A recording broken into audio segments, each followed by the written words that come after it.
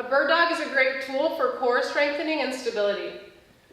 You're going to start on all fours with your hands directly underneath your shoulders and your knees directly underneath your hips. Tighten your midline so that your body is in a good tabletop position. You want to prevent any sagging or rounding in that back. So in a nice flat position, you're going to extend your opposite leg and arm. So left arm, right leg. Keeping that tight midline, you're going to squeeze your butt cheek as you lift that arm up as well. Go ahead and bring it back to center, and you're going to alternate sides.